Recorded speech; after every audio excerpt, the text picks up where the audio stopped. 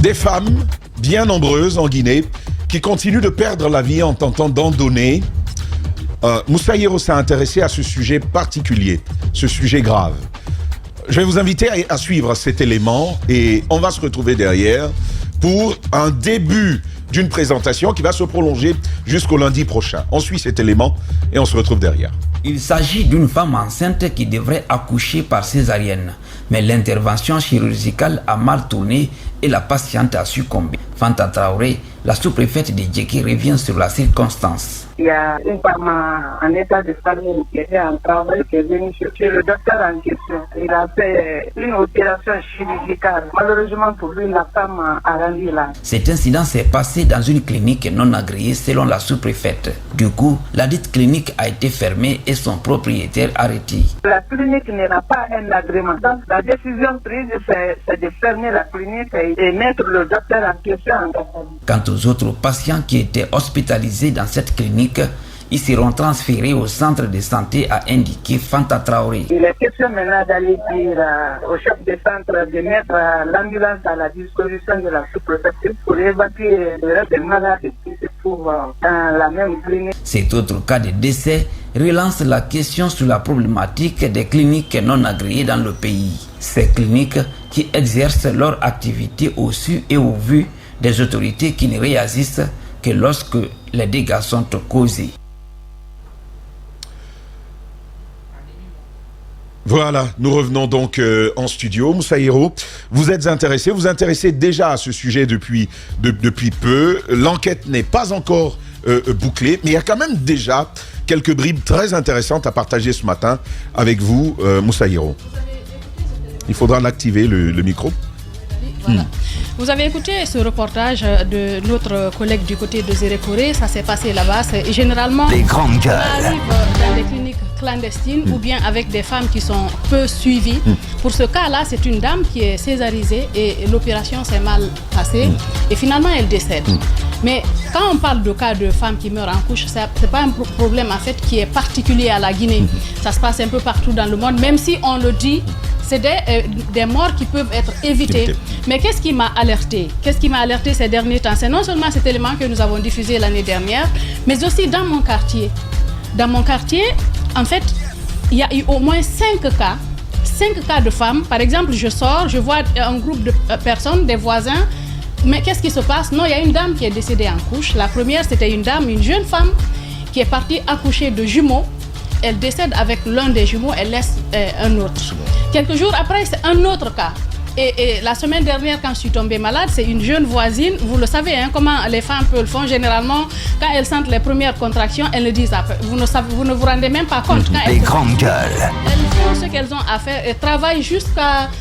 Avant que jusqu'au moment les où contractions commencent à se rapprocher, après elle peut tranquillement aller accoucher. J'ai fait la même chose à des moments donnés parce que tu parles avec ton médecin, il te dit à quel moment il faut aller rapidement à l'hôpital. Les contractions peuvent commencer, mais il y a un temps qui s'écoule. À partir de ce moment-là, c'est pas encore dangereux. L'alerte n'est pas là. Vous pouvez patienter avant d'aller à l'hôpital. Alors cette dame-là, elle a fait tout ce qu'elle avait à faire. La veille, elle était au marché parce qu'elle vend au marché de Koza. Elle va acheter ses condiments à Matoto. La veille, elle était avec les vendeuses. Elle regardait même une vidéo. Elle riait ensemble. Le lendemain, quand ça a commencé, elle a fait tout ce qu'elle avait à faire à la maison. Elle a tout rangé. Après, elle est partie. Elle a commencé par le centre de santé. Pour vous dire que son calvaire a commencé au centre de santé. Ensuite, au CMC de Ratoma. Enfin, à Ignace Dine. Une dame qui a fait 4 enfants et qui apparemment se porte bien, mais qui part et qui ne revient plus. Qui a été césarisé et il y a eu saignement et ça se termine par quoi? Par la mort. Pourquoi je parle de ces nombreuses morts silencieuses? Parce que généralement on n'en parle pas et on banalise. Et quand vous voyez des études sur l'Organisation mondiale de la santé, ils disent le plus souvent que c'est des morts qui peuvent être évitées. Évitées par quoi? Par le suivi de la femme, par les équipements, par la formation des agents techniques de santé. Parce que quand vous voyez les statistiques, rien que pour l'année 2020, au plan mondial, on vous parle de 287 000 femmes qui sont décédées pendant avant ou après l'accouchement, ou bien pendant la grossesse en quelque sorte. Ça, c'est en 2020. Et près de 95% de ces femmes sont dans des pays généralement à revenus faibles ou à revenus intermédiaires. C'est-à-dire nous. C'est-à-dire nous, c'est-à-dire là où on n'a pas suffisamment de moyens pour prendre en charge une femme. Quand vous prenez par exemple, j'ai évoqué un cas ici à un moment donné, c'est à Pita que ça s'est passé. C'est une femme qui portait une grossesse gémellaire. Qu'est-ce qui se passe? Des jumeaux. Des jumeaux. Le travail commence à Pita. Il n'y a pas de moyen de déplacement. C'est un lieu où on fait le marché hebdomadaire. Donc le véhicule vient une fois par semaine. Elle souffre. Il n'y a pas de moyen pour la déplacer. Une femme qui est en travail, qui est obligée de prendre une moto. Elle prend la moto, elle vient à Sangaréa, elle accouche du premier jumeau là. Après cet accouchement, ils ont tout fait, elle ne pouvait pas accoucher du deuxième. De Sangaréa, ce jour, elle a pris un véhicule pour se retrouver à Koya le lendemain. Ah, Seigneur. C'est le lendemain qu'elle accouche du deuxième. Elle a eu la chance, oui, parce qu'elle n'est pas décédée, mais elle a perdu ses jumeaux. Pourquoi? Parce que justement, il n'y a pas de... Mais comment elle a fait même pour ne pas décéder? C'est ça la question. C'est ça la grosse question. La grosse question, c'est... En fait, c'est une question c'est une immaculée, si on peut se permettre. En effet. Parce que je me dis que tu peux mourir. Le travail que la femme subit pendant l'accouchement, que tu sois obligé de prendre une moto sur les routes que vous connaissez à l'intérieur du pays, il faut être immaculé pour ne pas mourir. Et donc cette femme, finalement, elle a été délivrée du côté de Koya, mais elle a quand même perdu ses 2 bébés. C'est pour vous parler des distances et le manque d'équipement qui se passe à l'intérieur de nos pays. Alors, en 2021, quand le CNRD a pris le pouvoir, vous vous rappelez, le président a reçu tous les corps professionnels, notamment, mais aussi les professionnels de santé. Il y a une dame qui a pris la parole, c'était, comment on appelle, la présidente de l'ordre des sages-femmes de Guinée. Qu'est-ce qu'elle dit? Elle donne comme information au président Doumbouya, c'est que 8 femmes en Guinée, comme on appelle, meurent en accouchant tous les jours. 8 femmes sur combien? En fait, je viendrai à l'ensemble tout à l'heure. Elle dit que 8 femmes meurent tous les jours en accouchant parce que c'est la présidente de l'ordre des sages-femmes. C'est des femmes qui sont dans les structures de santé. Faites le calcul. Et donc, c'est certainement des informations qu'elle a à sa disposition. Elle a donné ces informations-là au président de la République. Mais pourtant, la Guinée, ce qu'il faut rappeler, la Guinée a pris cet engagement et à promouvoir la santé maternelle sans risque. Ça, c'était depuis 1994. Depuis 1994, la Guinée s'est engagée donc. C'était lors de la conférence internationale de la population. C'était au Caire.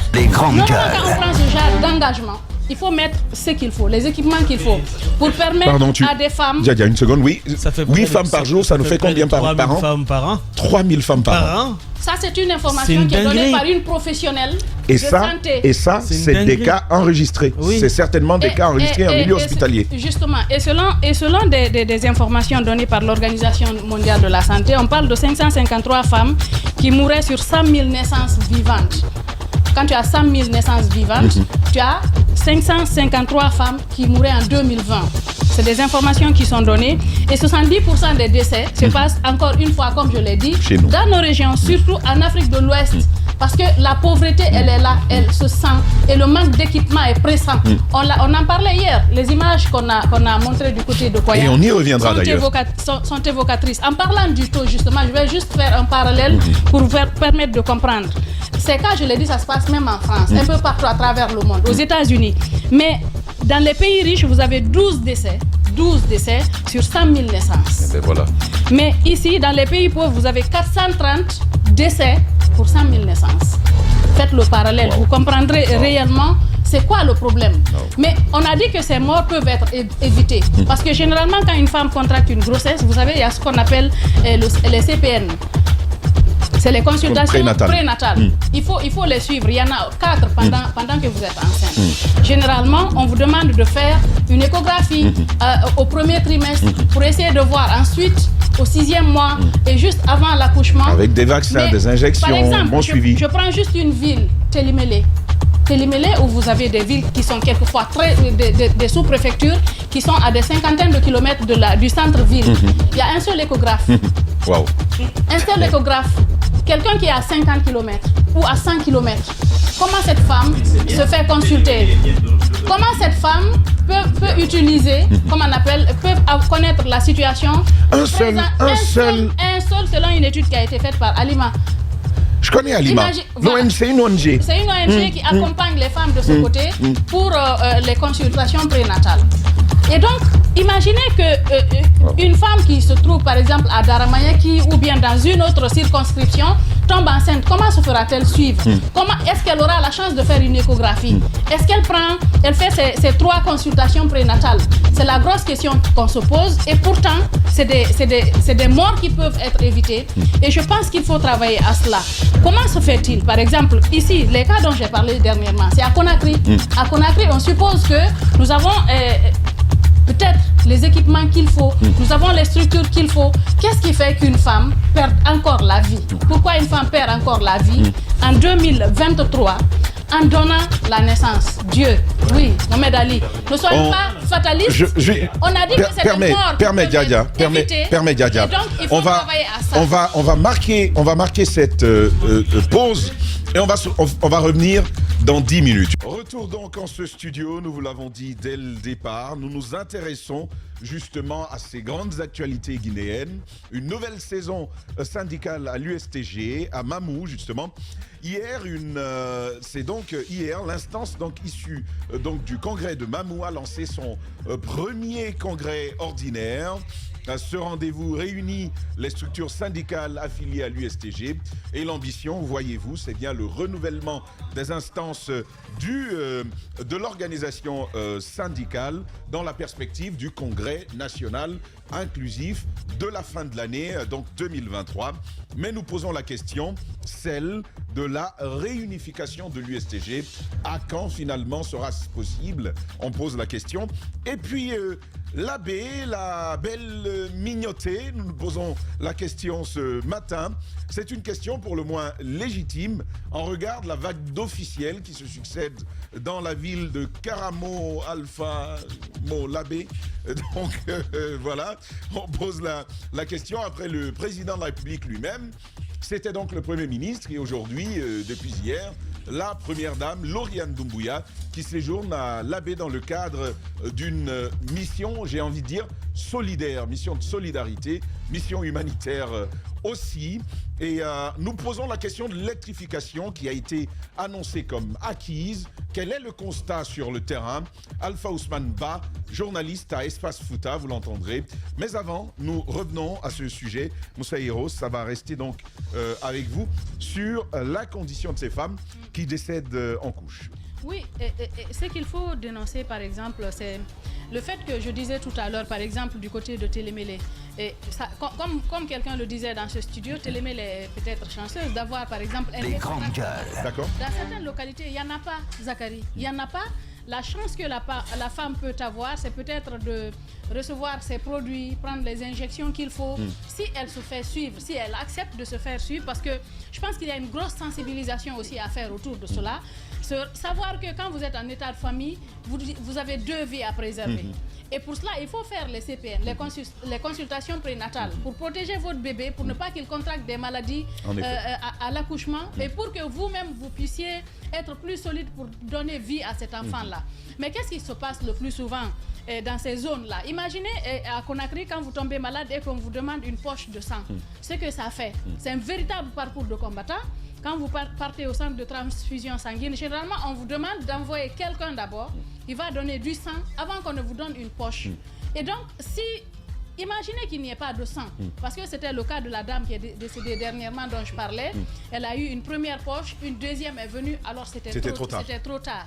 Et je pense qu'il faut revoir cette situation-là. Même à Conakry, c'est un problème, à plus forte raison à l'intérieur du pays. Comment les gens s'y prennent, à supposer qu'il y ait saignement, qu'on ait besoin de sang pour que ces femmes-là puissent continuer à vivre? C'est cela la grosse question qu'il faut se poser. Quels sont les moyens qui sont mis à disposition par le ministère de la Santé pour acheminer les médicaments qu'il faut, les équipements qu'il faut, les professionnels de santé qu'il faut? Je viens d'avoir le témoignage d'un professionnel de santé, justement, un Guinéen, mais qui travaille avec une structure. Il était en République centrafricaine. Imaginez. Il fait le témoignage que pendant je lis textuellement ce qu'il me dit, qu'il vient de la RCA. où sa structure a fait plus de 1200 accouchements par mois, mais en 2 ans, ils n'ont enregistré que 2 décès. En 2 ans. D'accord. L'État pourrait faire la même chose. Et il témoigne parce qu'il était à l'intérieur du pays. Et le plus souvent... Le directeur de l'hôpital de Koya devrait aller prendre... Il faudra activer avant. Je disais, non, c'est chez toi. Je disais que le directeur de l'hôpital de Koya devrait aller apprendre le management auprès de lui. Oui. Sincèrement. Et ce qu'il explique, c'est que eux, par exemple, leur structure était ici à Zérekoré. Ils ont travaillé le plus souvent pour que des cas de décès pré- ou post-natal n'arrivent pas. Mais généralement, il explique qu'il y a des cliniques clandestines qui sont là, qui pratiquent, qui ne sont pas suivies. Et c'est généralement quand il y a des dégâts tels que ce qu'on vient de voir, le reportage qu'on vient de voir, c'est quand une personne meurt, une femme décède en couche, ou bien quand il y a une personne qui est opérée et qui ne s'en sort pas, on vient finalement fermer la clinique. Que fait-on pour empêcher ces gens-là de faire le boucher? Parce que ce qu'ils font, ils font le boucher. Ils tuent des gens.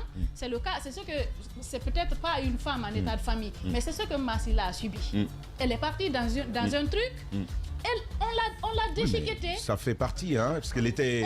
Elle a été enceinte. Et finalement, non, je veux dire, elle n'est pas décédée en donnant la vie. En donnant la vie. Mais justement, on a fait ça parce que elle est morte de septicémie parce qu'il y a eu tellement d'ouvertures, le sang s'est infecté et finalement, elle n'a pas pu tenir. C'est ce qui fait qu'à la 7e intervention chirurgicale, imaginez une personne qui est opérée 7 fois. Une femme qui se fait opérer 7 fois, justement parce qu'un boucher a pris l'initiative de faire un travail qu'il ne devait pas faire. Il y a des gens comme ça dans ce pays-là. Aujourd'hui, vous partez, je vous donne un exemple d'une femme qui était enceinte. Vu qu'elle était un peu avancée en âge, elle va voir un médecin parce qu'elle a peur, une clinique. Le gars lui fait un devis de 6 millions. D'accord. 6 millions. Pour accoucher, non, je t'opère, tu payes 6 millions, vu que tu es un peu âgé, pour éviter qu'il y ait des complications. Elle m'en parle, je lui dis de venir voir mon médecin. Elle vient, elle accouche chez mon médecin, par voie basse, elle-même, sans problème, aucune complication. C'est devenu des commerçants. Elle allait jeter 6 millions par la fenêtre. C'est devenu des commerçants. C'est du commerce. Je ne sais pas ce qu'ils font du serment d'Hippocrate. Qu'est-ce que vous faites du serment d'Hippocrate?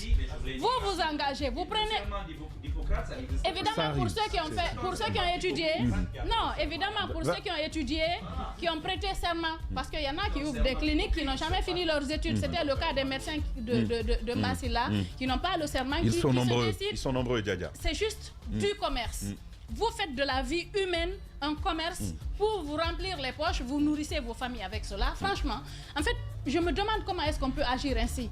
Vous savez pertinemment qu'une femme peut accoucher par voie basse d'elle-même sans aucun souci. Mais puisque là, vous n'aurez pas de millions, vous recommandez à la femme de se faire césariser. Ouais. Il faudrait que l'État intervienne. En fait, on en a tellement parlé que l'État agisse, qu'on sache à qui on donne un agrément. Mais qu'on contrôle aussi quand on va à des structures, quand on voit écrit santé, clinique ou je ne sais pas quoi, qu'on vienne voir ce qui s'y passe. Parce qu'il y a des gens qui meurent dans le silence. Très bien. Et généralement, rien n'est fait. Très bien. Et franchement, ça n'est de trop. Très bien. Ça n'est de trop. Beaucoup de femmes perdent la vie ces derniers temps. Normalement, quand vous donnez la vie, vous devrez avoir la joie de tenir dans vos bras ce bébé, l'éduquer et grandir avec, le voir grandir. Mais vous mourrez. Le cas de cette femme qui s'en va comme ça, qui laisse ses 4 enfants derrière. Elle s'en va avec le bébé. C'est un sujet très grave. C'est un début. Nous reviendrons là-dessus avec Moussa Hiro dès lundi. Et on va poursuivre justement avec le commentaire, la réaction de nos chroniqueurs. On va marquer cette petite transition et on se retrouve. Donc en studio, nous poursuivons cette émission sur ce sujet des femmes qui décèdent en couche. Jacques, de véritables problématiques soulevées. Celles des professionnels, celles des équipements, celles de l'État, celles des époux, des épouses et aussi de la société civile. Entière problématique. C'est une problématique entière et madame fait bien de s'appuyer sur certains chiffres. Les chiffres qu'on peut obtenir puisqu'il y a des structures... des grandes gueules. Qui peuvent donc les communiquer. On peut s'appuyer sur les professionnels de la santé, les sages-femmes pour communiquer ce type de chiffres. Et ça devrait frapper les consciences. Parce que si vous voyez très bien le problème dans sa globalité, vous vous rendez compte que ces chiffres sont même minimisés. Ils sont minimisés, c'est clair. Nous sommes en 2023. Vous devez le comprendre qu'il y a encore des femmes aujourd'hui du premier jour de la grossesse jusqu'à l'accouchement, qui ne vont pas voir un médecin, qui ne vont pas voir même un agent technique de santé, qui ne se font pas suivre, et qui, le jour de l'accouchement, se font assister par nos mamans, des femmes qu'on appelle généralement dans les villages les accoucheuses villageoises.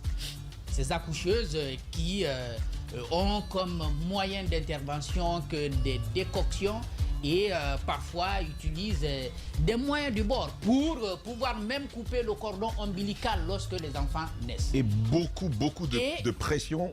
Jacques, tu connais certainement cela. Daouda aussi, j'imagine. Chez nous, avec ces accoucheuses, tu n'as pas droit à pleurer. Tu ne dois pas crier. Tu dois te taire jusqu'à l'accouchement. C'est comme ça que ça se passe. Parce que déjà, vous le faites au village. Et donc... les hommes, je sais pas, la mentalité commence à évoluer, mais avant, les garçons ne doivent pas savoir que ça se passe. Donc, il faut faire en sorte que les cris de la femme ne touchent, n'est-ce pas, le reste du village. Donc, évidemment, c'est beaucoup de souffrance. Et lorsqu'il y a des complications, les grandes gueules, il y a ce qu'on voit à la télé, il y a ce qu'on voit réellement. Parce que moi, j'ai vu ça. Lorsqu'il y a des complications, que ça arrive à un niveau où les accoucheuses ne peuvent plus tenir, là, on saisit les hommes. Et les hommes vont faire quoi? Ils vont, n'est-ce pas, trouver des brancards en bois. On va faire un tissu à l'intérieur duquel on va mettre la femme pour se mettre à marcher sur des kilomètres. Ça, c'était avant. C'est maintenant les motos qui remplacent les brancards. Mais c'est le même danger. Puisque avec les brancards, déjà, vous faites des kilomètres. Et souvent, au bout, avant d'atteindre, n'est-ce pas, un hôpital... En fait, c'est pas des radeaux, en fait. Vous connaissez les radeaux pour traverser les fleuves. C'est la même façon, ça se construit comme ça. Et ça se fait et comme vous ça mettez la dame sur ses bois. Vous mettez la femme dedans et puis vous mettez... Bon, si Dieu est avec vous, vous arrivez et puis les médecins assistent. Il y a un accouchement qui s'est fait avec beaucoup de difficultés, bien sûr. Maintenant, si Dieu n'est pas avec vous, la femme va mourir. Et derrière, il y a encore des stigmates. Parce que dans nos villages, on pense qu'une femme qui décède en couche, soit elle est une sorcière, elle est complice de quelque chose. Ou elle est complice de quelque chose. C'est beaucoup de problèmes pour nos mamans, pour nos sœurs, qui sont, n'est-ce pas, dans certains milieux très éloignés des centres urbains. C'est pourquoi moi, quand on parle d'un sujet de santé, je pense à ces femmes-là. Qui sont dans les villages, qui sont à des zones, n'est-ce pas, très très enclavées, où on n'a pas encore trouvé le moyen, malheureusement, d'approcher les structures sanitaires. Parce qu'on peut bien parler de ces cliniciens qui ne sont pas compétents, évidemment. Ils sont nombreux qui ouvrent des cliniques clandestines et qui ne sont pas compétents. Vous savez pourquoi? Parce qu'il y a un vide. Il y a un vide quelque part. C'est vrai. Si vous visitez nos centres de santé, je ne parle pas des postes de santé, mais des centres de santé, parce que j'ai un professionnel de la santé qui me disait que chaque centre de santé devrait être dirigé par un médecin. Mais allez-y voir, les centres de santé sont tenus par des agents de santé communautaire. Imaginez maintenant ce qui peut se passer dans un district où il y a un poste de santé.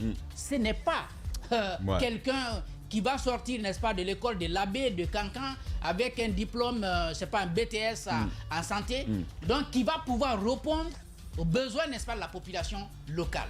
Je crois que ça doit frapper les consciences au plus haut niveau pour comprendre que il y a certes donc cas qu'il faut améliorer, il y a les hôpitaux régionaux qu'il faut améliorer, mais qu'il y a pire dans les villages et il faut davantage travailler à approcher, n'est-ce pas, les structures sanitaires de nos populations.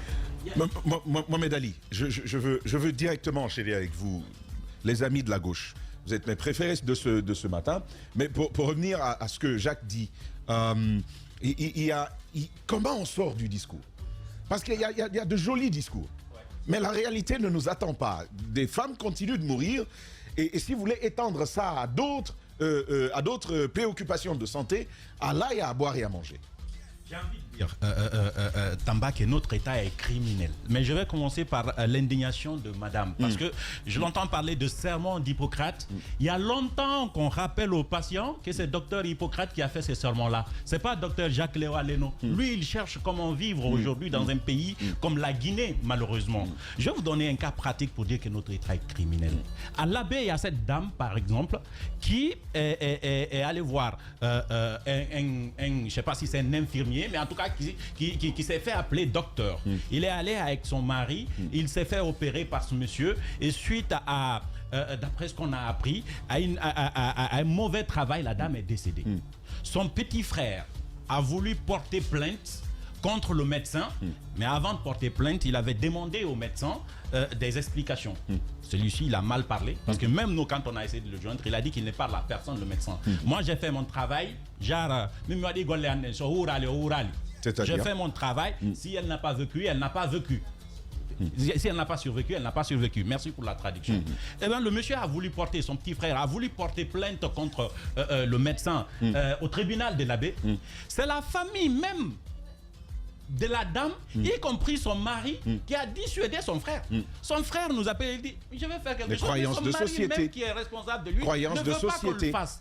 Ce qui fait que notre problème aujourd'hui, c'est ce que je disais c'est ce que je disais tout à l'heure là. Quand on n'a pas très bien compris, j'ai dit notre problème aujourd'hui, c'est Dieu en fait. On laisse tout à Dieu. Le jour où le Guinéen va commencer à laisser Dieu faire son travail et lui à régler son propre problème de lui-même, par exemple à porter plainte et demander justice dans ces cas de figure, eh ben, il va y avoir moins de problèmes. Eh ben, dans la même semaine à Djeké, on a fermé une clinique, la sous-préfète qui se trouve là-bas, c'est ça, dit sous-préfète, hein, a voulu fermer, a fermé une clinique parce que, voilà, parce qu'il y a une dame qui est décédée à ce niveau. On a demandé que ce sont des cas qui se passent partout en Guinée. Vous allez voir tout à l'heure là, ces dames qui sont décédées, madame. Dans le quartier, on dit non, elle a voulu accoucher après elle est décédée. La vieille dame ou ses camarades qui sont là, elle compatit, hein. Elle dit, eh Allah, mais dans sa compassion, elle ajoute, elle se résigne à dire, elle est morte, elle a pitié, elle compatit. Mais après Balde de Lani, elle n'avait plus de vie. C'est Dieu qui a voulu, en fait. Ça se limite là. On ne cherche rien derrière. Alors qu'on peut justement le faire. Aujourd'hui, après les policiers, l'éducation, les journalistes, le corps des médecins est le corps le plus corrompu.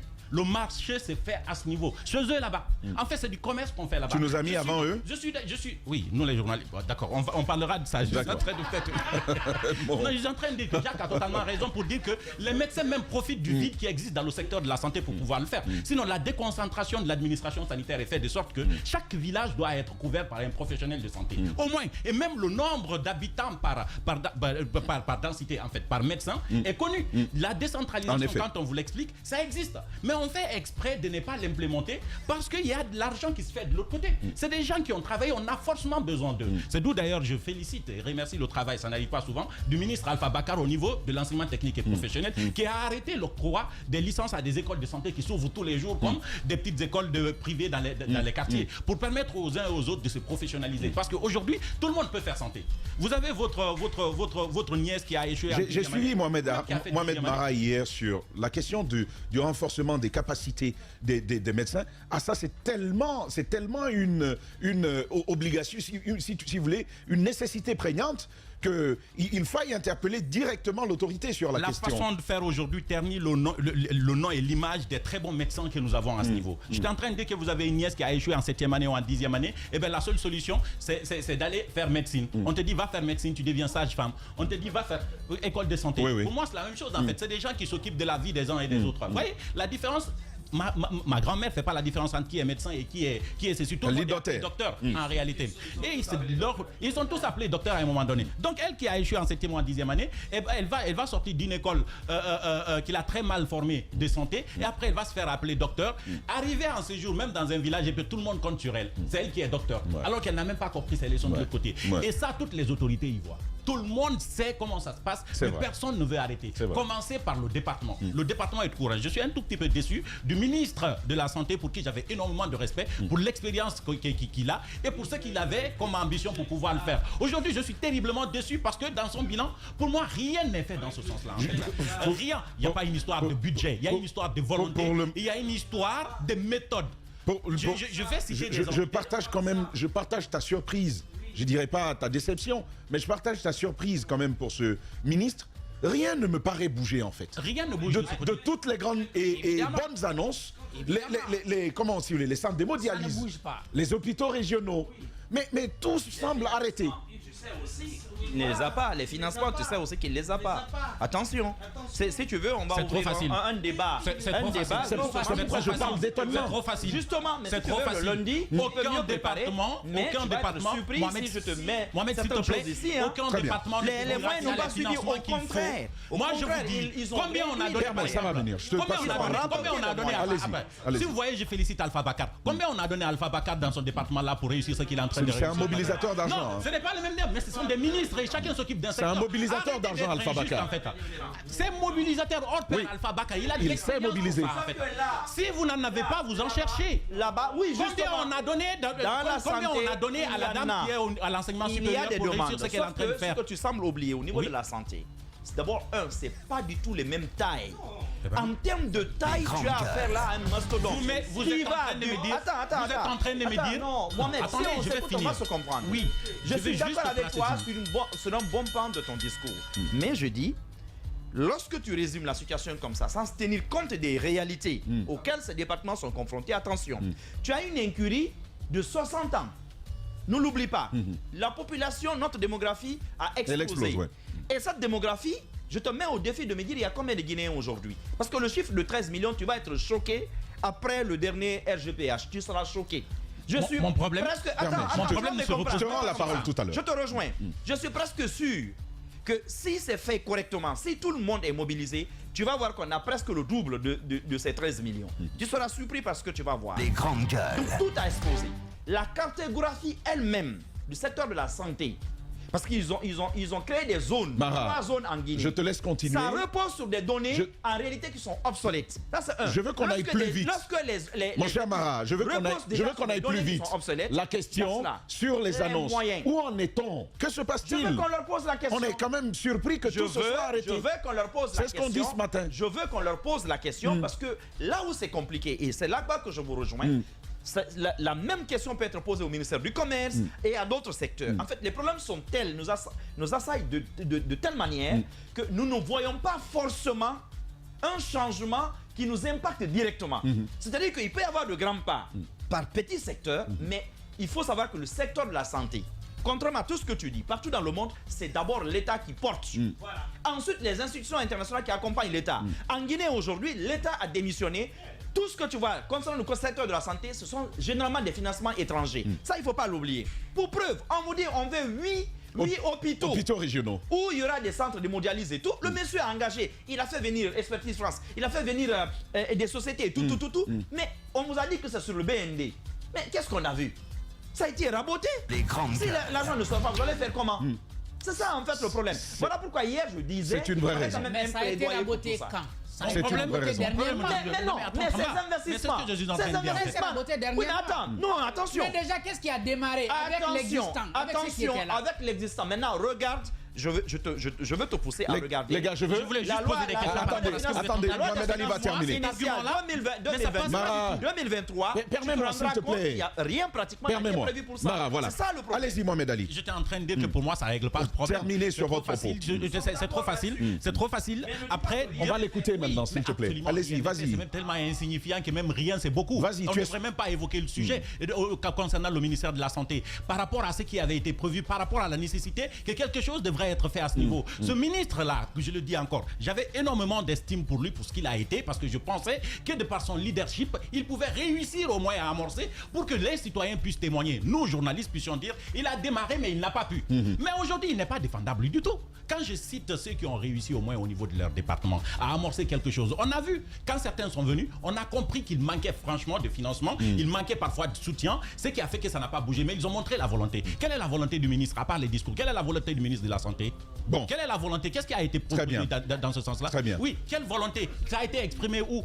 Ça a été exprimé où? Moi, je ne l'ai vu nulle part. Il a de la volonté, Mohamed Ali, Oui. mais il lui faut des moyens pour concrétiser il a de la volonté, il l'a exprimé où et comment? Dites-le moi, parce que moi, je ne vois pas. Non, la volonté, c'est où? La volonté, elle, politiquement, elle a été exprimée. Elle a été exprimée. Politique. Mais ce que je dis, en revanche, ce que je dis, et là où je rejoins, et là où je vous ouvre le micro. Je vous ouvre le micro. Là où je rejoins Mohamed Ali, c'est justement, et c'est là que je pose la question. Il y a eu des annonces, beaucoup d'annonces. Oui. Mais pour le moment, rien n'a changé. Absolument. Il y a même la volonté politique du chef de l'État sur la néphrologie, sur tout le reste. Qu'est-ce qui s'est passé? Mais attendez, Mohamed, maintenant c'est lui. Maintenant c'est la droite. Même si Tamba il dit qu'il ne nous aime pas, par obligation professionnelle, il va nous donner la parole. Vous avez le crâne trop rasé. Allez-y. C'est du solaire. C'est du solaire. On y va. La lumière gratuite en plus. Ce que je veux dire, moi, c'est notre énergie. Voilà. Et notre intelligence sur ce qu'on va dire tout à l'heure. Parce qu'il ne faut pas comparer. Je pense qu'il n'y a pas comparaison à être entre le département de Alpha Bakar et le département de PT en termes de réussite ou en termes de réalisation de projets. Les poches d'argent viennent de provenances différentes. Les techniques de recherche, les techniques de financement sont tout à fait différentes, complètement dissociées.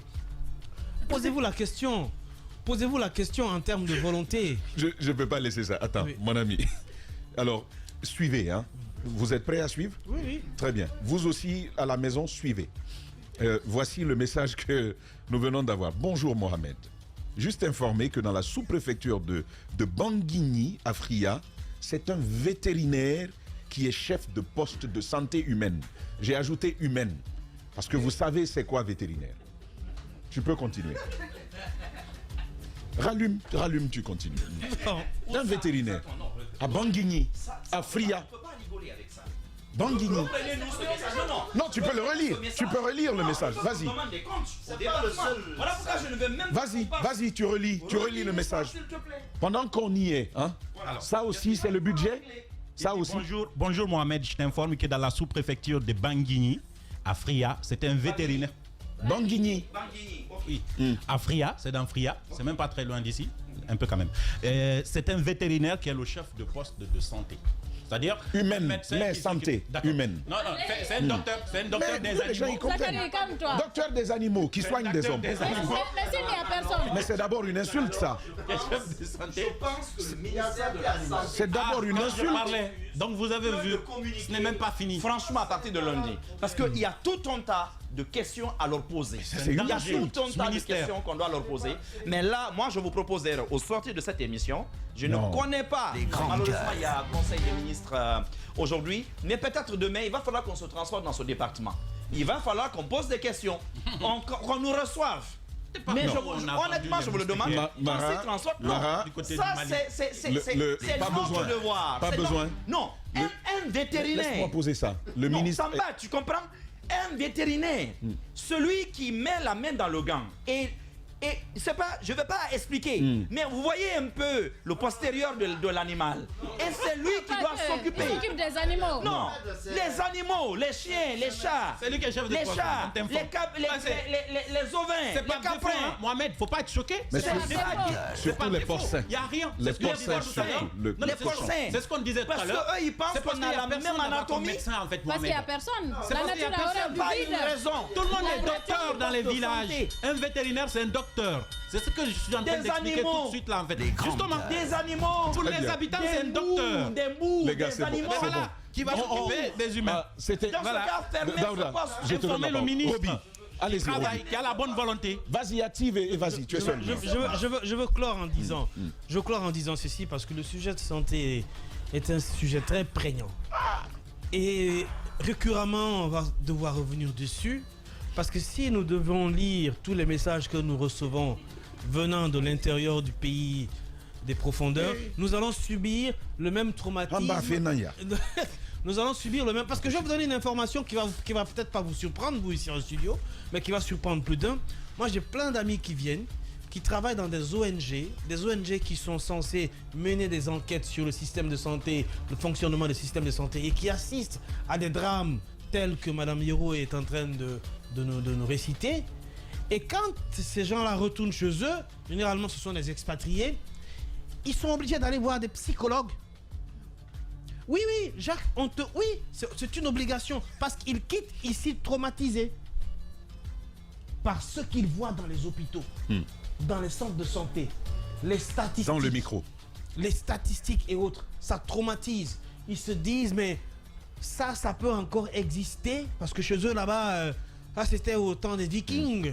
Ce que Jacques est en train d'expliquer, moi, c'est dans les films Vikings que je vois ça. En Occident, quand on prend les femmes, on les met sur des trucs pour aller les faire accoucher. Ça, c'est des temps immémoriaux. Pour revenir un peu au sujet du ministère de la Santé, c'est qu'il faut interroger quand même tout le système. Il ne faut pas seulement incriminer le ministre. Il faut... Non, on n'a pas. Non, on n'incrimine pas le ministre. Si, mais lui, il doit répondre. Oui, le ministre doit répondre. Je suis d'accord. Non, on ne l'incrimine pas. Mais laissez-moi finir. Je suis d'accord. C'est lui le ministre. Oui, on lui pose des questions. C'est pas une raison de personnaliser tout l'échec. Et en l'incriminant directement. Vous voulez incriminer qui? Tu as eu le temps de parole. Vous voulez incriminer qui? Tout l'État. Mais qui répond du ministère? Mais attendez, permettez-moi d'aller... permettez-moi d'aller jusqu'au bout de ma logique. Vas-y. Et de vous dire que depuis un certain nombre de jours, je vous dis que le budget du ministère de la Santé est à 4%. C'est 4% du budget national. La recommandation de l'OMS est de 15%. Faites l'écart. Deuxième chose, c'est quoi? C'est qu'il y a eu beaucoup d'annonces qui ont été faites. Récemment, il n'y a pas plus longtemps, il n'y a pas plus que quelques jours, le ministre de l'économie nous annonçait un certain nombre de projets. Je pense qu'il parlait de 170 projets qui ont été identifiés et que l'État était en train de lever des fonds auprès des banques privées. On parle de 8 000 milliards, etc. 5 000 milliards. 5 000 milliards, etc. Et certainement, c'est dans ces projets-là que c'est logé. Donc, la responsabilité, là où, par contre, je ne suis pas d'accord avec le ministre de la Santé, et ça, c'est une action politique, je le comprends, c'est qu'il a obligation de communiquer sur les avancements, parce que si vous ne le faites pas, évidemment, vous avez affaire à des Mohamed Ali. Vous avez affaire à des Mohamed Ali parce que vous avez affaire à moi aussi. Vous avez affaire à moi aussi. Parce que sinon, si vous gardez silence, on ne comprend plus rien. Mais le président lui-même, quand il est au lendemain, quand je dis au lendemain, ce n'est pas pour dire que c'était juste le 6, mais au lendemain du 5, l'immeuble pas l'immeuble, la villa qu'il occupait du côté de Camayen, je crois, ou l'Andrea, aidez-moi. Non, du Mouya lui-même. Dumbouchou. C'est à l'Andrea. Oui, à l'Andrea. Il avait dit quoi? Qu'il allait. Ce bâtiment-là allait servir à quoi? Exact. D'accord. Ça l'a été? Bon. Jusqu'à présent, non? Parce que jusqu'à présent, un centre de santé, c'est pas un bâtiment. Oui, mais non, mais il avait déjà dit. Voilà. Il avait déjà dit en haute et intelligible voix, on l'a entendu. Bon, non, tu veux encore lire? Oui, il y a des messages. On est en train de parler de Conakry. Permettez, les gars, permettez, il y a tellement de réactions autour de ça. Il y a celui-ci qui me dit bonjour Roby. Pardon, Roby a raison. Vous ne lisez pas tous les messages, mais dans notre village à Bokeh, c'est une île, Katrak, un truc comme ça.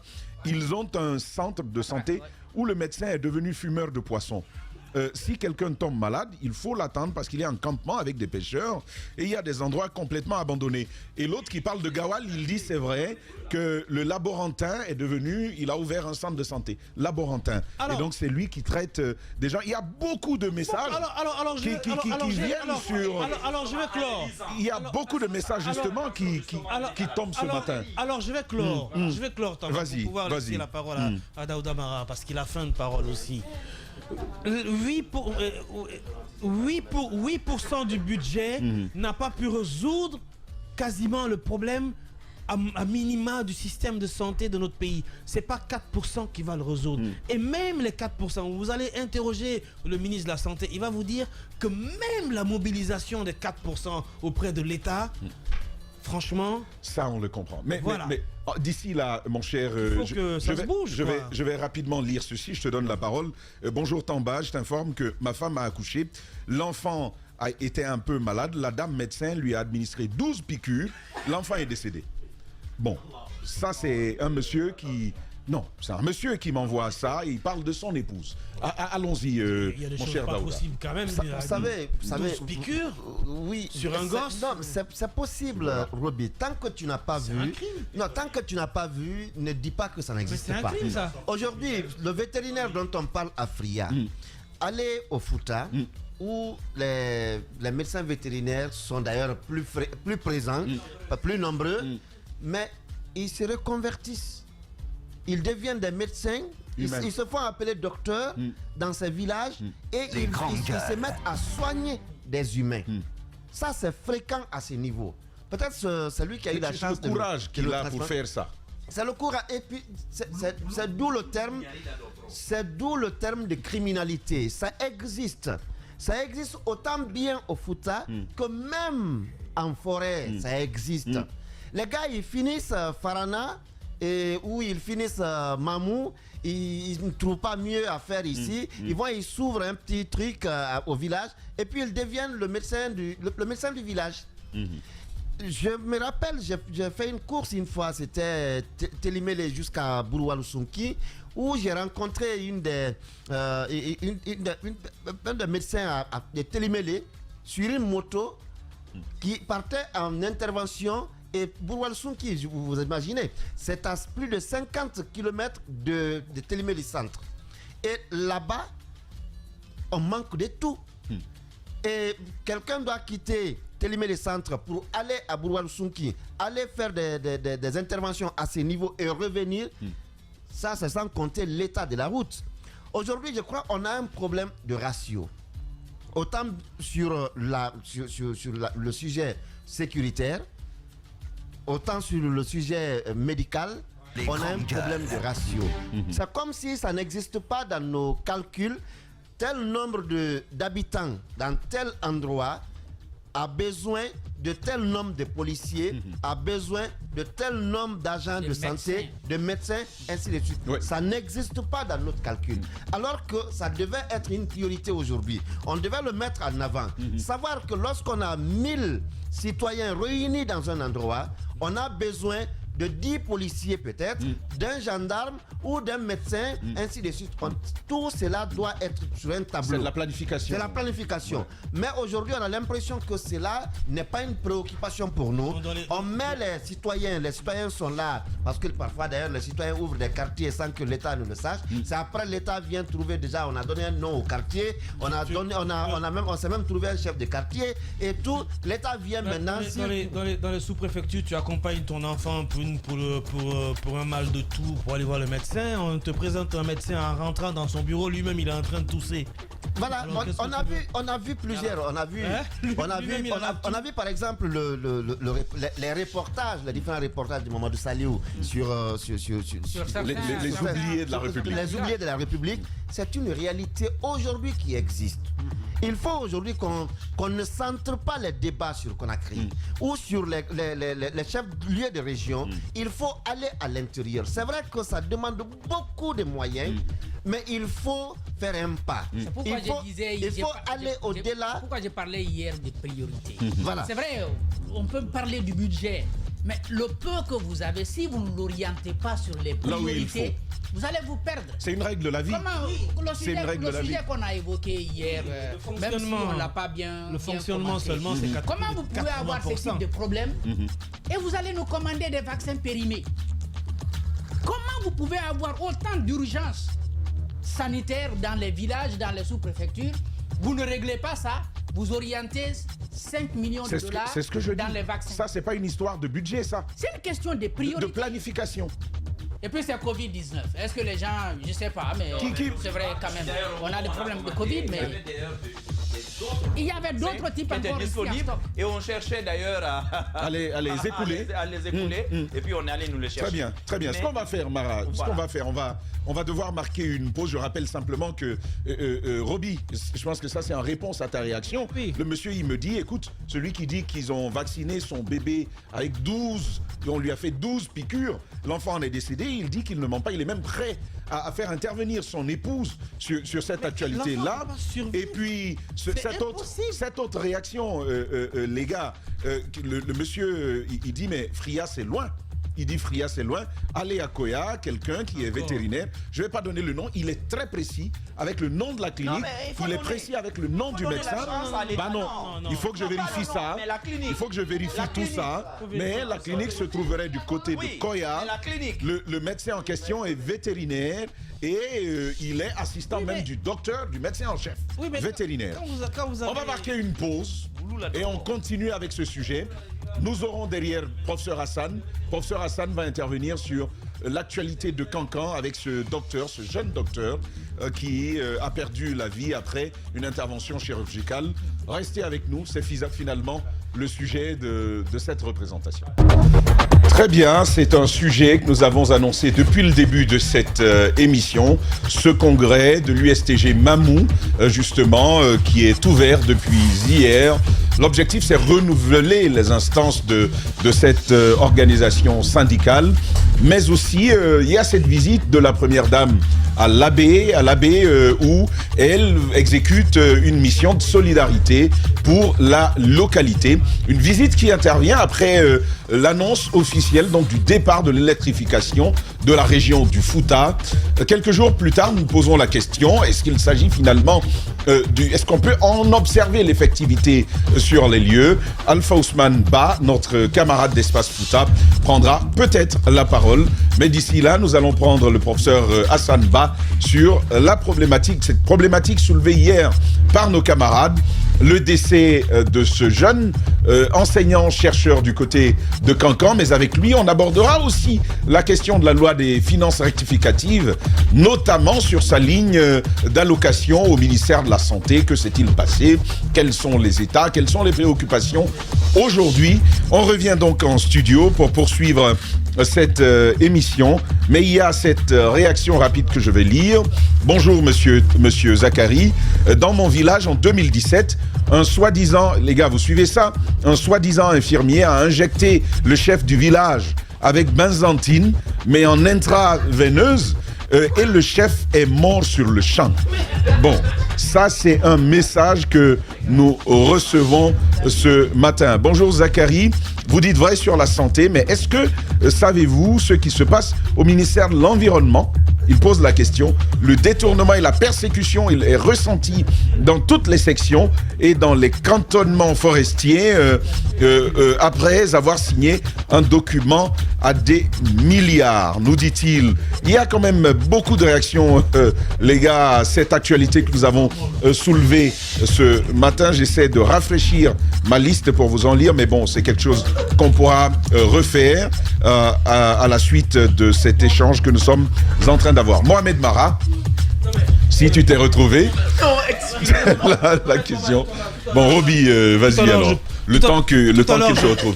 Qu'est-ce qui fait tant rire, les gars? Non, on rigole, mais on rigole pas. Oui, mais on rit de quoi? Non, ça oui, ça dépasse. Les grandes gueules. Mais tout à l'heure. Il a mis un IV. Benzantine. Et le chef du village est mort sur le champ. Mais tout à l'heure, je partageais le studio avec toi. Et Sidji, quand il lisait les messages, il y a un message sur lequel je t'ai interpellé. Ouais. Il y a un citoyen qui envoie un message où il dit que le médecin du village est un anesthésiste aveugle. Bon, malvoyant, hein. Il a dit malvoyant. Malvoyant, bon. Pas aveugle. Malvoyant, qui se fait... Les grandes gueules. Pire, qui se fait désormais assister par ses enfants pour continuer le métier. Ouais, c'est l'anesthésiste. L'anesthésiste. Et là, il y a un autre témoignage tout à l'heure qu'on lisait pendant la pause, ici à Foricaria. Mais tous ces cas-là, il faudrait que le département comprenne que ce n'est pas du sabotage. Non. Nous avons simplement ouvert sur un sujet qui interpelle tout le monde.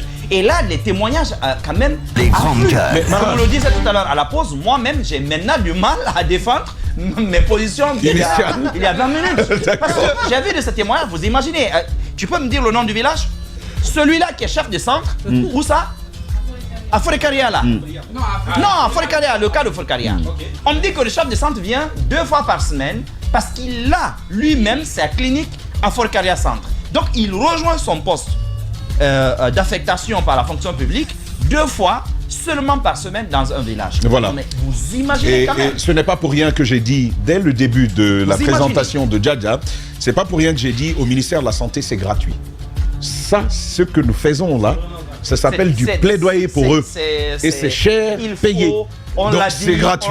On espère que ça va faire changer, faire bouger le ministère du budget, les choses. Le ministère des Finances, la primature. D'ailleurs, le président de la République doit vraiment prendre en compte ces problématiques. Voilà, avant de te laisser continuer, y penser, il y a eu ce retour du côté de Koya. Les choses, semble-t-il, après votre émission, après notre émission d'hier, les choses, semble-t-il, ont commencé à bouger, mon cher Jacques.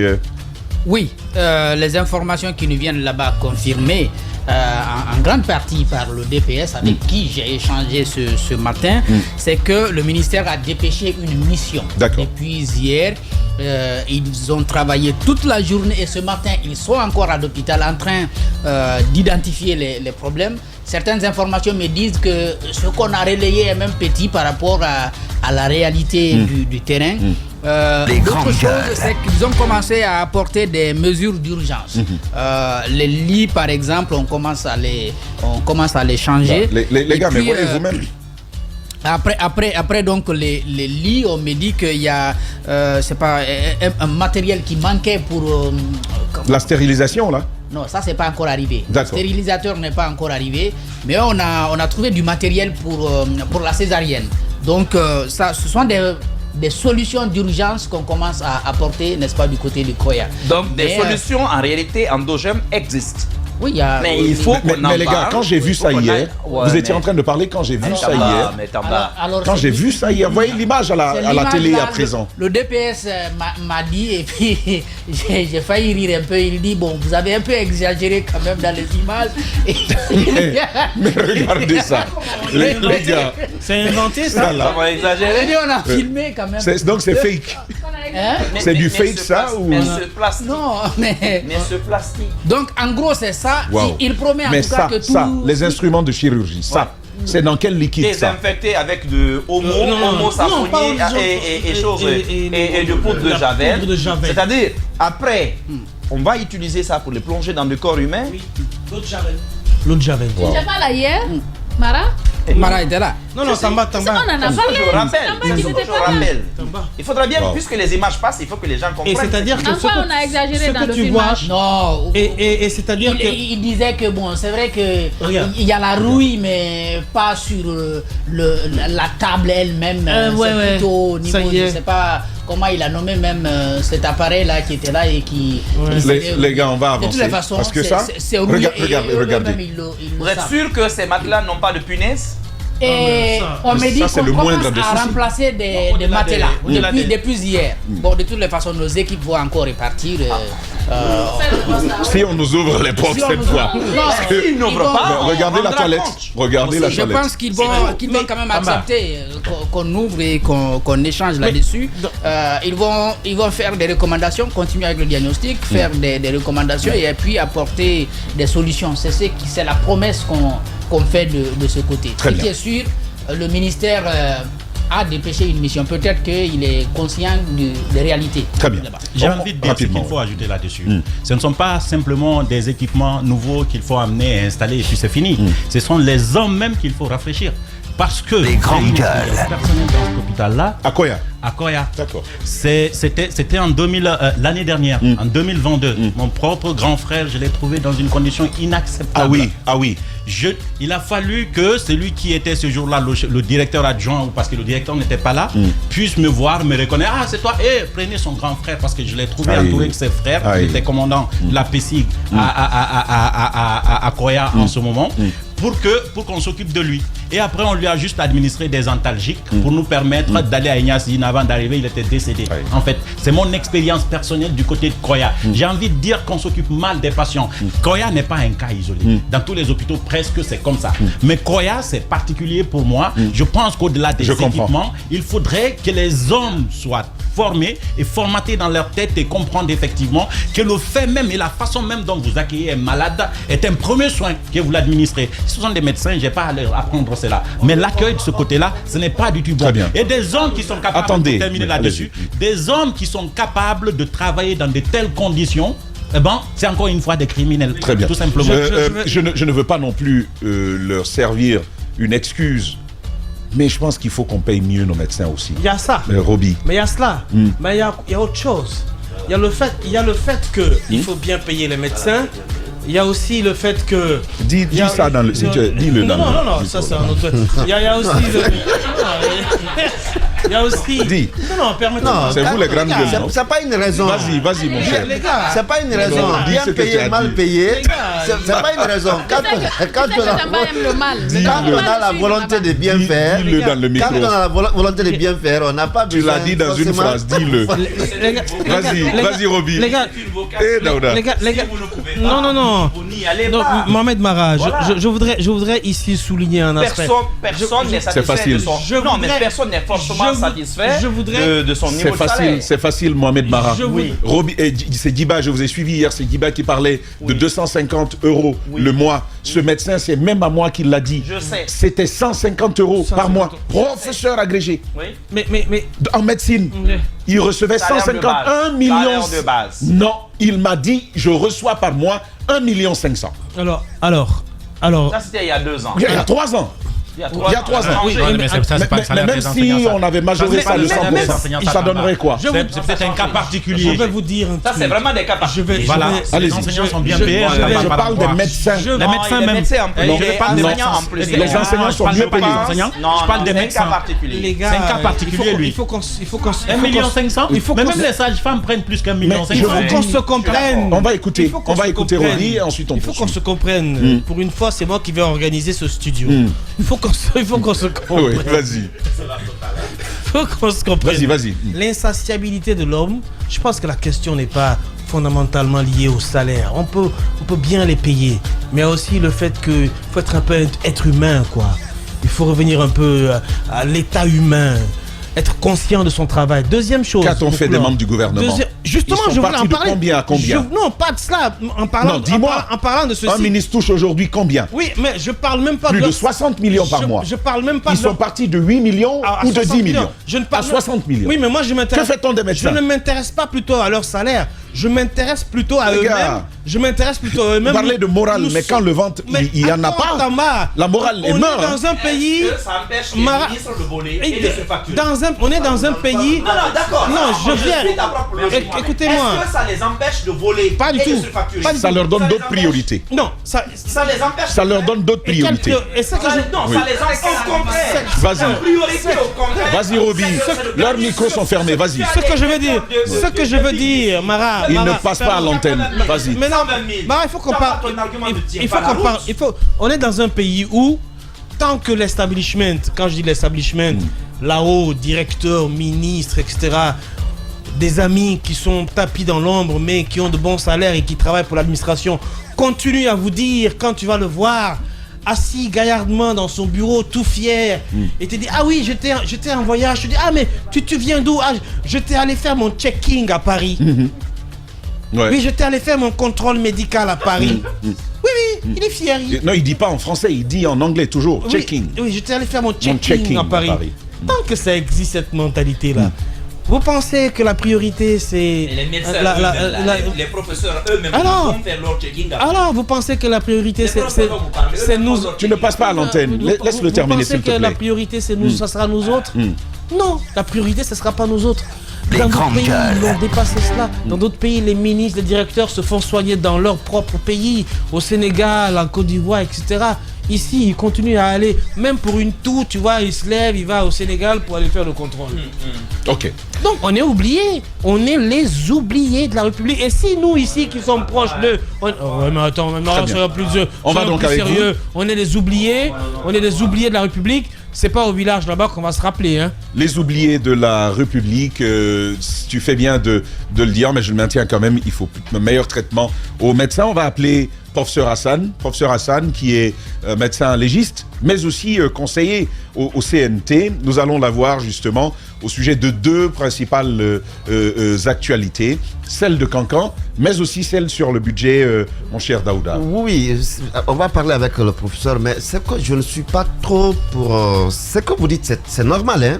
Le salaire, le traitement, c'est bien, mais il y en a qui sont mieux payés On a nos magistrats là, qui sont très bien payés, mais qui sont accusés dans des affaires de corruption et autres.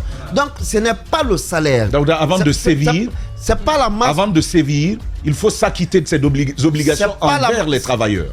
Oui. Après, vous pouvez sévir. Vous pouvez sévir, mais avant également que vous n'attendiez qu'on sévisse contre vous, il y a lieu que vous sévissiez contre vous-même. On te parle d'un médecin par qui a rapport à ce boulot, que vous avez prêté comme serment. Un champ vous ne pouvez pas charcuter un être humain parce que vous êtes mal payé. Oui. Vous ne pouvez pas charcuter un être humain. Un médecin vétérinaire ne peut pas se transformer en un truc pour dire. D'accord. Bon, professeur Hassan est en ligne. Bonjour, professeur. Oui, bonjour, monsieur Tamba. Merci de vous prêter à notre question. Ce matin, la première question vous va de Moussa Yeroba. Alors, bienvenue, professeur. Hier, nous parlions de cette actualité, bien évidemment. Cet enseignant qui est décédé du côté de l'université de Kankan, c'est le vice-recteur chargé des études. Il est décédé à Bamako. Mais il y a toute une polémique autour du décès. Les médecins qui l'ont pris en charge à Kankan, notamment au niveau de l'hôpital régional, sont pointés du doigt. Vous, au niveau de l'ordre des médecins, est-ce que vous y avez, vous êtes penché sur la question? Quelles sont les informations que vous avez pu recueillir à ce niveau? Très bien. D'abord, je voudrais vous remercier, Mme Boutaïro, et toute votre équipe. En fait, nous avons été informés, d'ailleurs à travers la presse, parce que nous n'avons pas été saisis officiellement, et du décès du vice-recteur de l'université de Kankan à la suite d'une intervention chirurgicale. Aussitôt après cette information, nous avons ouvert une information, une enquête à ce niveau, et nous avons pris contact avec le service médical de Kankan. Nous avons eu des informations selon lesquelles monsieur a été admis à l'hôpital régional de Kankan où il a été opéré au service de chirurgie pour amygdalectomie.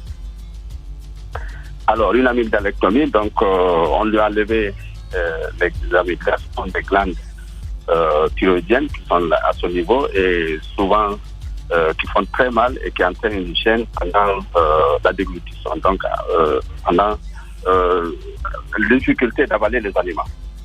Et donc nous nous sommes interrogés qu'est-ce qui s'est réellement passé. Donc il semblerait qu'il a été donc admis, il a été opéré et il ne s'est pas réveillé. Et il est décédé pendant son transport médicalisé à Bamako. Alors, la question qui peut être posée dans ce genre de figure, est-ce que c'est une responsabilité du chirurgien ou bien de l'anesthésie?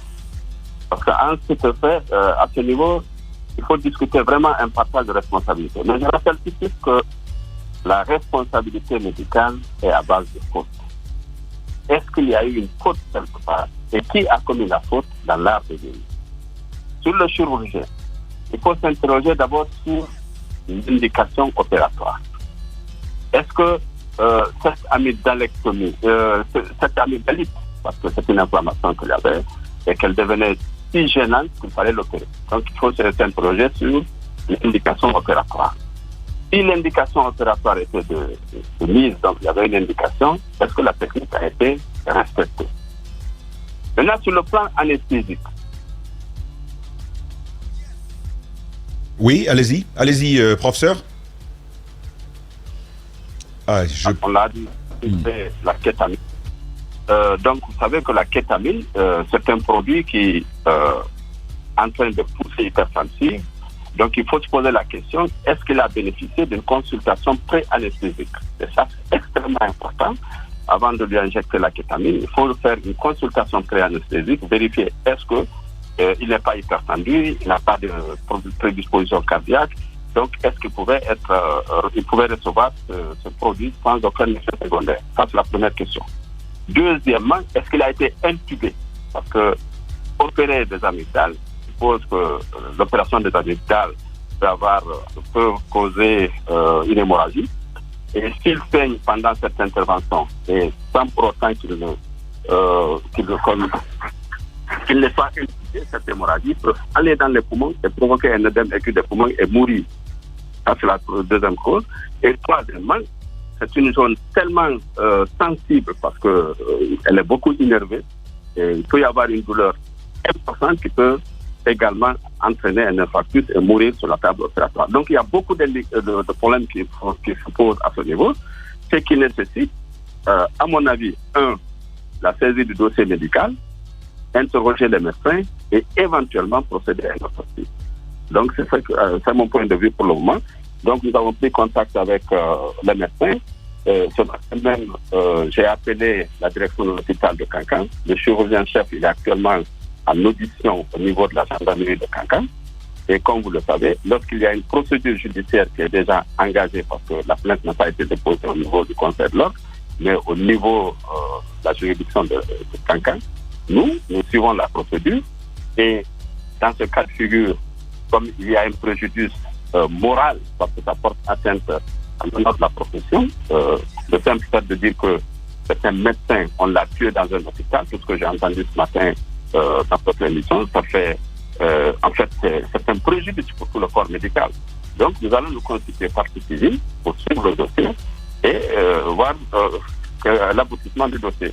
Et s'il est condamné sur le plan judiciaire, et l'ordre des médecins aussi va prendre la décision. Et pourquoi pas aller jusqu'à interdire, s'il est médecin, l'interdiction d'exercer la profession. Très bien. Alors, il faut quand même préciser que nous n'affirmons pas d'emblée qu'il est mort suite à une erreur médicale par ailleurs. Nous avons juste analysé ce qui s'est passé, les informations que nous avons reçues. C'est par contre un acteur de la société civile qui dit avoir des éléments d'échange des médecins dans la salle d'intervention. Il estime qu'il n'y a pas eu entente, il y a des problèmes qui se seraient passés de ce côté. Lui, il dit qu'il aurait été tué. Nous, en tant que journalistes, on met ça au conditionnel parce que nous n'étions pas là. Vous parlez justement d'infarctus, professeur Hassan. Sur les documents que nous avons à notre disposition, nous voyons qu'il a d'abord fait une consultation en cardiologie. Motif, il parle envisager une amygdalectomie, justement. Est-ce que le fait d'être passé par la cardiologie n'aurait pas pu justement situer les médecins qui allaient faire et l'anesthésie et toutes les autres, et même la chirurgie? Voilà, est-ce un examen suffisant? Est-ce qu'il y aurait d'autres paramètres à devoir étudier avant la chirurgie? Oui, effectivement, le fait d'être passé en cardiologie, c'est une très bonne chose, parce qu'en réalité, là, ils vont déterminer s'il est hypertendu ou pas. Ça, c'est un élément important. Et ensuite, je suppose qu'ils vont faire au moins un électrocardiogramme, comme ça qu'ils vont interpréter pour dire que il n'y a pas d'éléments qui le prédisposent à un infarctus du myocarde. Donc tous ces éléments sont importants et sont analysés par l'anesthésie et qui prend la décision enfin pour dire effectivement il peut être opéré. Donc l'anesthésie c'est une part importante. Et selon mes informations aussi, je pense que l'anesthésie c'est une infirmière anesthésiste. Voilà. Donc vous savez très bien qu'en médecine c'est important quand même d'avoir la formation. Vous avez beaucoup parlé là-dessus et j'insiste là. Je pense que c'est très important de le dire.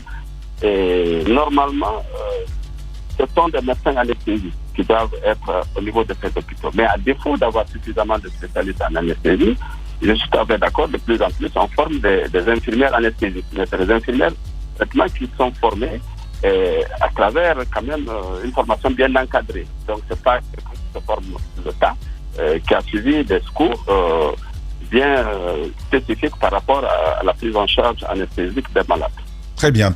Professeur Hassan Ba, je rappelle qu'il est président de l'Ordre des médecins de Guinée. Vous êtes également conseiller au Conseil national de la transition. Daouda Mohamed Kamara, votre question. Il faudra activer le micro avant. Voilà. Oui, professeur, vous parlez d'interrogation de médecins et toute l'équipe d'ailleurs, mais l'autre question, c'est l'autopsie que vous envisagez. Comment est-ce possible aujourd'hui, puisque l'inhumation est déjà faite? Pensez-vous que les parents même voudront que vous exhumiez le corps et passez à l'autopsie?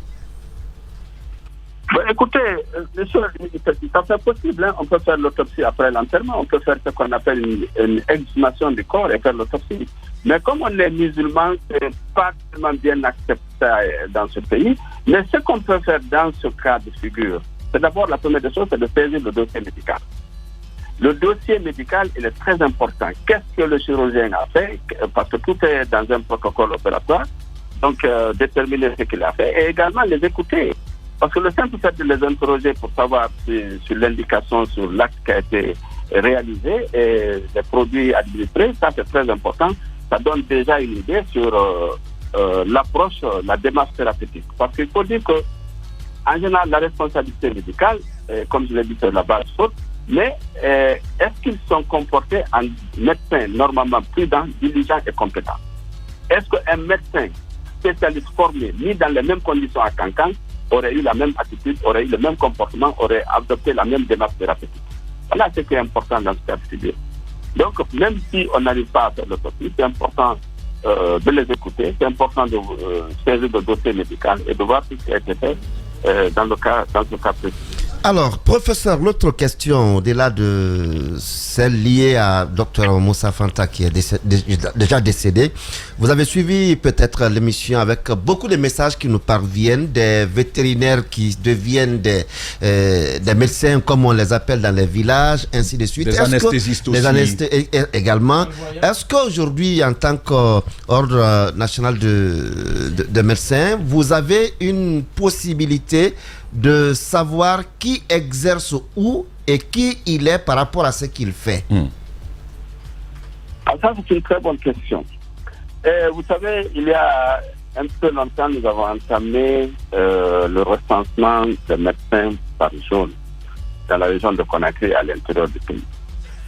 Aujourd'hui, c'est vrai que nous avons des médecins, une installation que je peux dire anarchique de médecins, et des non-médecins ou des médecins qui ont terminé, qui exercent une spécialité dont ils n'ont pas la qualification. Ça, c'est un fait, c'est une réalité.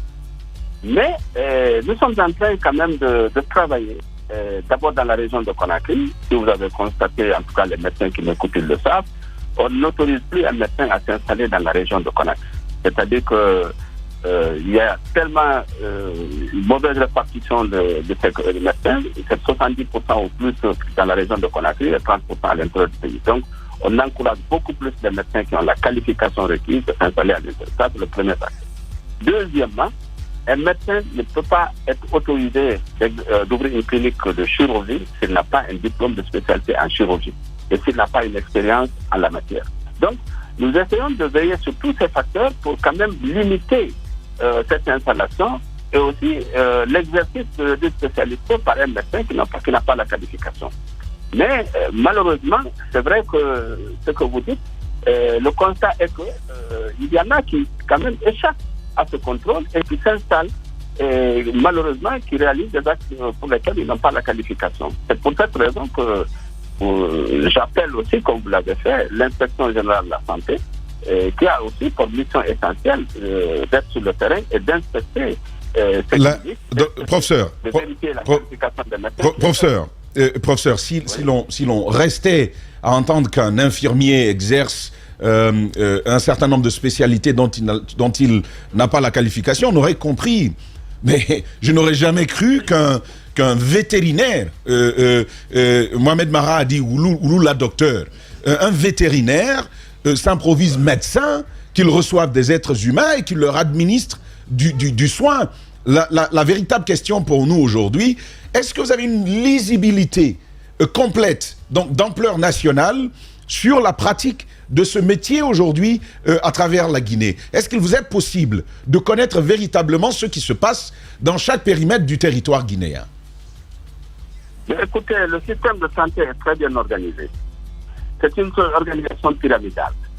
À la base, il y a les directions communales de la santé, il y a les directions régionales de la santé, et il y a la direction nationale et les CHU aussi.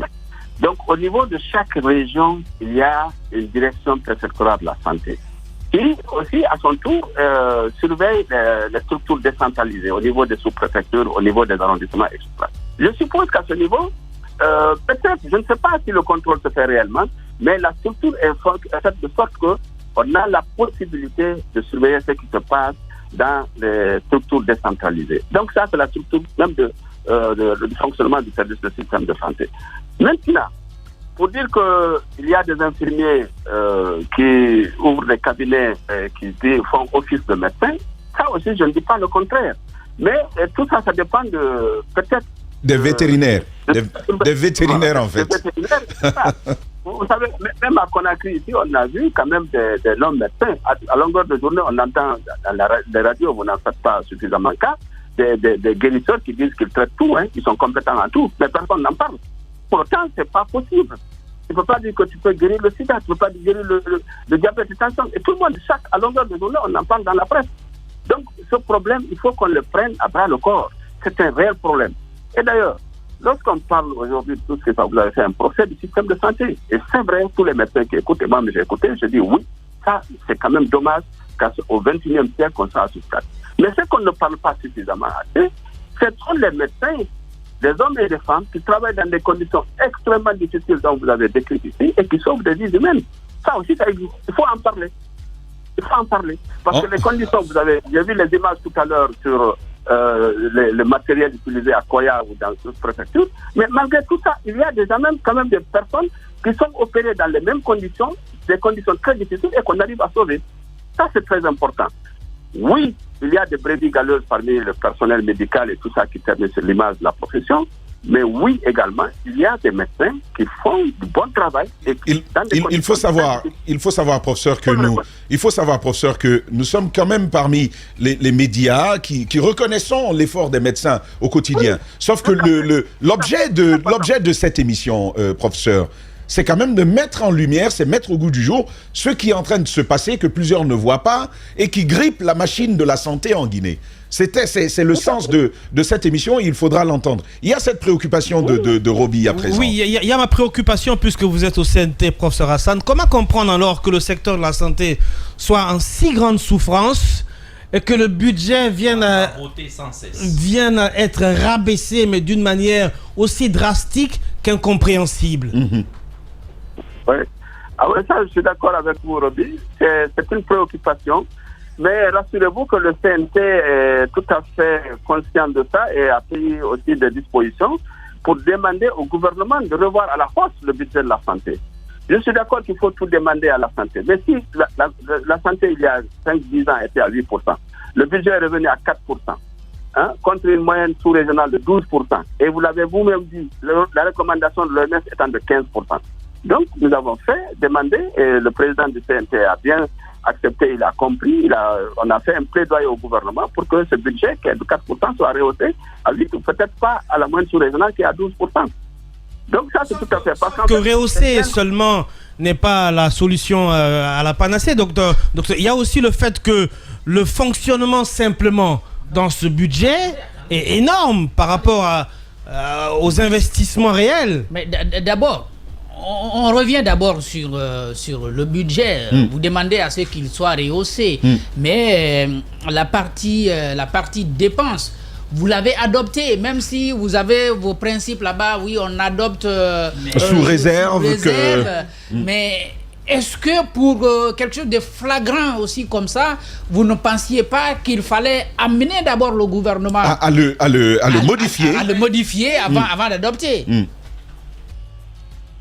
Non, oui, en fait, la partie dépense, vous savez, je ne sais pas quel est le coup fait, mais le fonctionnement du système de la santé, ça a un coût. Aujourd'hui, les hôpitaux, par exemple, les CHU, sont subventionnés. Et pourquoi on subventionne? Regardez, par exemple, l'hôpital, donc, ils étaient à 22 milliards. Donc, on revient à 12 ou 15 milliards, j'ai oublié le chiffre exact. Mais c'est pour permettre à ces hôpitaux qui sont des hôpitaux publics adopter des tarifs qui sont accessibles à la population. Donc si tous les hôpitaux du pays sont subventionnés, déjà pour moi c'est un coût très important. Vous comprenez? Maintenant, si vous prenez le budget d'investissement de la santé, par exemple la construction des hôpitaux, aujourd'hui vous avez vu, le ministère de la Santé a un projet de construire les 4 centres hospitaliers universitaires régionaux dans chaque région. C'est un budget, si je me rappelle, de 35 millions d'euros par hôpital, c'est déjà beaucoup. Et ces hôpitaux vont fonctionner. Il y aura des médecins spécialistes qui seront affectés dans ces hôpitaux. C'est pour permettre aussi de rapprocher les soins à la population. Au lieu qu'un malade, par exemple, qui fait un AVC ou un accident ou un infarctus du myocarde soit transféré à Conakry, qu'il soit au niveau de la région même, qu'il y ait un spécialiste qui puisse le prendre efficacement en charge.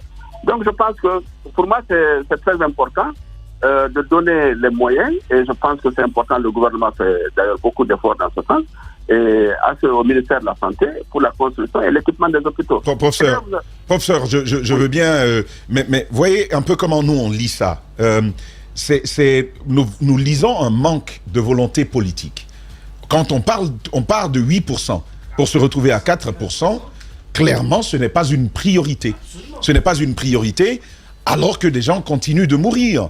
Et puis, ces projets de construction, donc ces lignes d'investissement, elles ne sont pas nouvelles. Ça date d'au moins 1 an, d'au moins, en termes d'inscription. Que se passe-t-il finalement? Est-ce que vous lisez cela comme nous? Et est-ce qu'au niveau de votre commission, il y a une autre initiative qui irait à suivre, qui irait même à mettre un peu de pression pour obtenir plus d'inscriptions en faveur de l'investissement dans le domaine de la santé, professeur? Bon, vous savez, oui, ça aussi c'est une bonne remarque. Mais le problème, c'est que nous, notre devoir, c'est d'attirer l'attention du gouvernement. Et c'est ce que nous faisons, et ce que nous avons fait cette fois-ci encore. Nous avons attiré l'attention du gouvernement sur le fait que le budget alloué à la santé est faible. Allô, vous êtes là, professeur? Est-ce que vous nous entendez? Vous m'entendez? Oui, là on vous entend, oui. Voilà, je disais que nous avons attiré l'attention sur le fait que le budget, il est faible. Il est faible par rapport aux attentes de nos compatriotes sur la santé.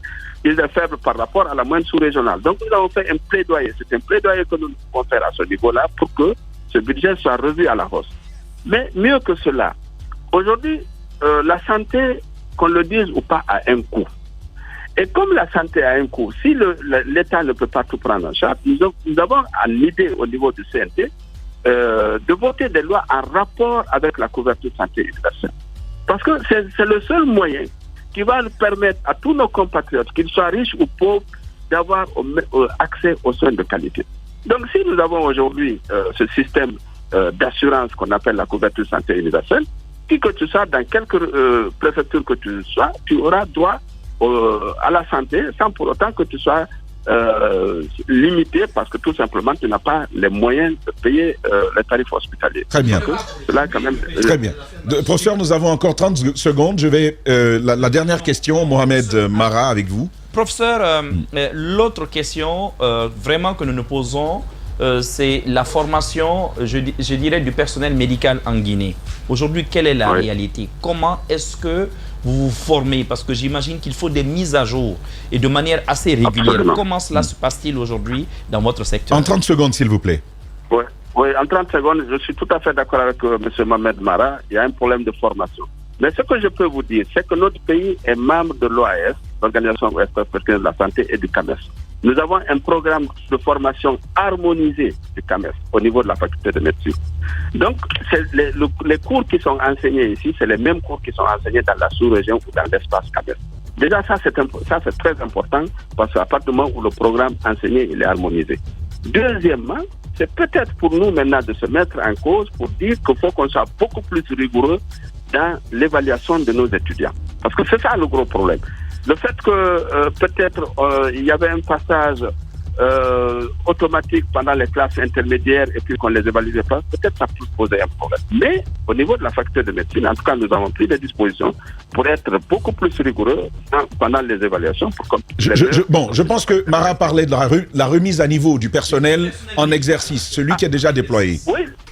Oui, la remise à niveau, c'est la formation continue, c'est une prescription déontologique, c'est une obligation pour les médecins de se remettre à niveau. Mais malheureusement, il n'y a pas un budget pour permettre à ce médecin, un médecin aujourd'hui qui se déplace pour participer à un congrès, il le paye à ses propres frais.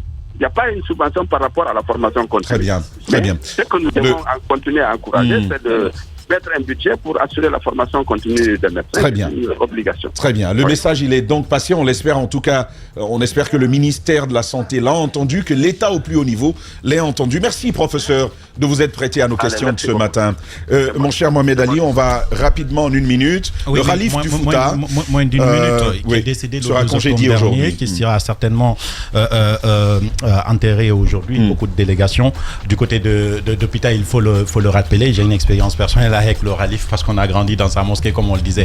Du côté de Pita, à mes années de lycée, c'était quelqu'un qui était très très rigoureux sur les principes et surtout sur ses convictions. Quand il y croyait, il défendait. Quand il voyait une injustice, il n'hésitait pas à y aller. Je pense à ces moments où, pendant les élections de 2010, on a brûlé des habitations du côté de Pita et tout. Je savais qu'il avait pris son bâton de pèlerin. Il était du côté de ceux qui avaient perdu énormément de choses. Donc c'est quelqu'un dont on retient énormément de choses personnellement, mais surtout mes condoléances donc à sa famille, à la famille élargie, à tout le Fouta, mais surtout à la Guinée qui perd, comme l'a dit monsieur, le parapluie. Très bien, qui perd un parapluie. Avec vous, Sidji, on va terminer rapidement, on n'a plus que 20 secondes. Oui, en 20 secondes, lequel parmi les chroniqueurs vous a le plus convaincu aujourd'hui? Sur Facebook, on retrouve Moussa Yerouba en tête avec 48%, suivi par Roby Sarah 36%, Mohamed Mara 12% et Daouda Mohamed Kamara 4%. Ça, c'est sur Facebook. Très bien. Ensuite, sur YouTube, même question, lequel des chroniqueurs vous a le plus convaincu? 37% pour Roby Sarah. Ensuite, on retrouve Moussa Yerouba 29%, Mohamed Ali 20%, Mohamed Mara 14%. Et pour le mur du jour, c'est Mara, le mur du jour, avec 8%, avec 8 murs, pardon. Donc, et Daouda, 3 murs. Daouda va le suivre, voilà. Mais merci. Il ne faut pas des femmes. Personne n'est encore capable. J'ai compris maintenant c'est quoi le mur du jour. Mais personne ne sera capable de battre mon record. D'accord. En tout cas, oui. Je voulais juste m'adresser, Sidji, tu es témoin. Oui. Sa prédiction maléfique a été balayée. Il a dit que ça allait être toi le mur aujourd'hui. C'est vrai. Il avait dit que c'est moi qui aurais le mur. Et t'as le plus de sondage. Je pense qu'il y a eu boire de l'eau. Il y a eu du tripatouillage. Sinon, c'était Roby. Merci d'avoir été avec nous ce matin. Je rappelle que demain, vous aurez le ministre des Transports dans le Before GG, Félix Lama, à l'invité de Djiba Milimouno demain et de toute son équipe. Merci de nous avoir préférés encore ce matin. On vous dit bonne continuité, bonne suite avec nos programmes, puisqu'en Guinée, les meilleurs des programmes, c'est ici. Merci.